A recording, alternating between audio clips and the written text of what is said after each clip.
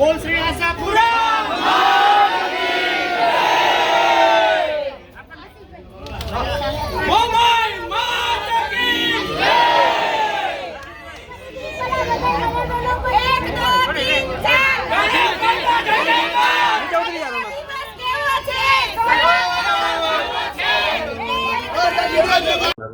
અમારે ગોંડલ જ્યારે ગણેશભાઈ પહોંચી ગયા છે ત્યારે કાર્યકર્તાઓમાં જ ખૂબ જ લાગણીનો માહોલ છે.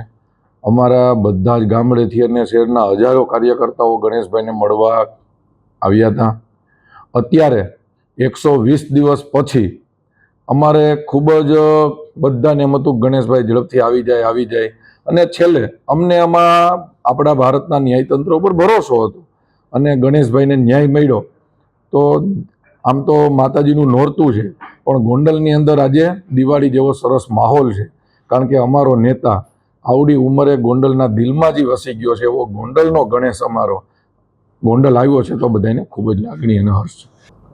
આમ તો આવનારા સમયમાં બીજા કાર્યક્રમો થાય એવું એના માટે નથી, કારણ કે 25 વર્ષની ઉંમરે લોકોને એની ઉપર લાગણી છે. એના મૂડમાં એ છે કે 5 વર્ષમાં ક્યારેય શાંતિથી બેઠા નથી.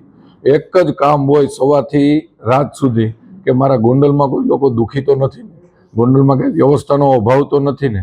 તો રાત દિવસ જેને જોયા વગર છેલ્લા 5-7 વર્ષથી આ ગોંડલમાં મહેનત કરે છે એને હિસાબે આવડી લાગણી છે. બાકી તો આખા ગુજરાતમાં કેટલાય જેલમાં જતા હોય ને આવતા હોય, કોઈને ખબર ન હોય ને કોઈ વાટય ન જોતું હોય, પરિવારના લોકો વાટ ન જોતા હોય, એની જગ્યાએ સમગ્ર ગોંડલના આગેવાનો, સમગ્ર ગોંડલની જનતા વાટ જોવે છે. એના મૂળમાં એ છે કે ગણેશભાઈના દિલમાં ગોંડલ છે અને ગોંડલના દિલમાં ગણેશભાઈ છે. ફરીથી હવે તો સોનામાં સુગંધ ભળી ગઈ કે અત્યાર લગીન ગણેશભાઈ ખાલી યુવા આગેવાન હતો, હવે તો ગોંડલની જનતાએ એને જેલમાં હોવા છતાંય આવડી મોટી નાગરિક બેંકના ડિરેક્ટરે બનાવી દીધા, જેલમાં હોવા છતાં એને વાઇસ ચેરમેને બનાવી દીધા. તો હવે તો ગોંડલની જનતા માટે સોનામાં સુગંધ ભળી ગઈ. એ ધીરી ગતિથી કામ કરતા હતા એના કરતાં અનેક ગતિએ કામ કરવાનો એને અવસર મળશે અને ગોંડલની સેવા કરવી, કામ કરવું એ એના સ્વભાવમાં છે, એના વ્યવહારમાં છે. તો એ ખૂબ જ ગોંડલની સેવા કરવાના છે.